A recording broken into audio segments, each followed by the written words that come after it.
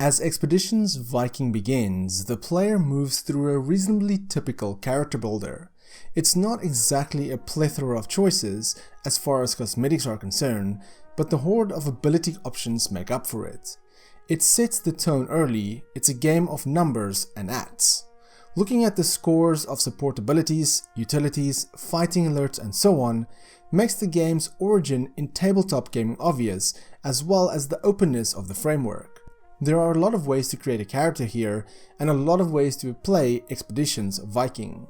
The Steam description reads as follows, quote, "As the newly appointed chieftain of the modest Viking clan, you'll have a village of your very own. But to carve your name into the runestones of history, you'll need great strength, the great wealth to grow your village's prosperity and renown. There's little left to be gained from the Norse lands, and so you must set your sight on the seas of the west, where tales speak of a great island filled with treasury ready for the taking." End quote. Expeditions Viking opens with the death of your father. He died on a trip to the British Isles, so his leadership position falls to you. Immediately, you are berated by some of his bitterest enemies and dissidents, and it is your duty to keep them together or bring honor to your tribe. It fits well enough as a setup and does a great job of welcoming you to this world. But it's also an early warning of the blemishes of this game. While the band of drunkards question your right to rule on the night of what amounts to your coronation is thrilling, it also leads, inexorably, to certain simple questions, but there are not too many responses.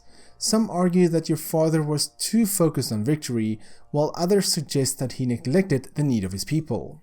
The gameplay is enjoyable and fairly intuitive here. There is obviously a lot of tabletop influence here, like I said, but it doesn't make things overcomplicated. Characters have regular actions, running actions and free actions, but can switch the turn of the player at any time.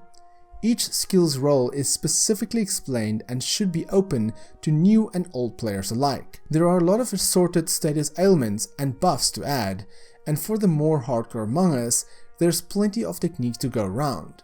In addition, the decisions you make, of which there are plenty, will affect the morale of your comrades and the welfare of your estate. In combat, you will normally have 6 warriors, the protagonist, and 5 of your hired men you choose when switching from world to standard map, with 2 points of action each, one purely for motion and the other for attack. The movement rate of a character describes how many hexes one can move for a point, and the attack point is expended before the point of movement. The game, however, is kind, in a way. You can strike as long as your attack point is not entirely used, and you can move afterwards by using one of your point movements. Some acts are open, meaning that in addition to moving and attacking, you can, say for example, throw something at an enemy. The free-form movement is necessary since opponents have control zones in which they can carry out possible attacks, while the maps can include traps as well as ice patches and fires. And you bet that automated action will lead you straight through them, so it's up to the player to escape hazards while in combat. So the maps are dynamic to some degree, but not quite as much as they are in the black cards, and often you may be unsure of what's going on. It's a complicated tangle with multiple accounts that are contradictory.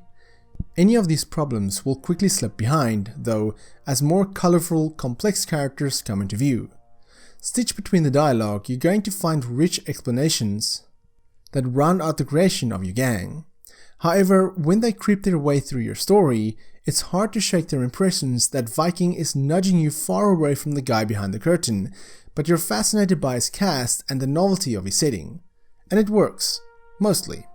You'll face the normal game over screen if you lose and have to restart, but not every time. The game is easy to show early on that defeat is not a big deal, and that you will see a new story or storyline regardless of the result.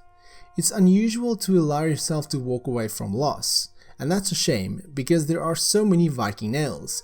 Deep ties between plot and play often produce strong synergy. The alternative of moving to non-lethal attacks with the right person at the right moment could net you a bargaining chip for later. The only concern I have about the game is that it feels generic.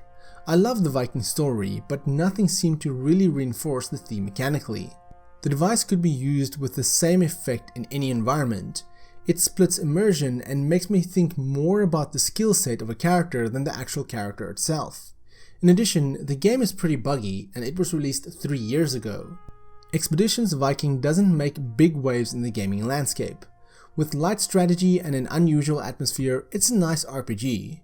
It's certainly worth a look if you want a modern RPG that focuses more on history than magic or science. If I had to put a score on this, then I'd easily give it a 6 out of 10.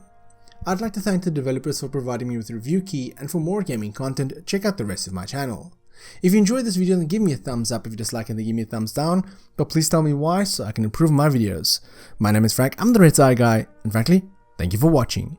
Catch you guys in the next video.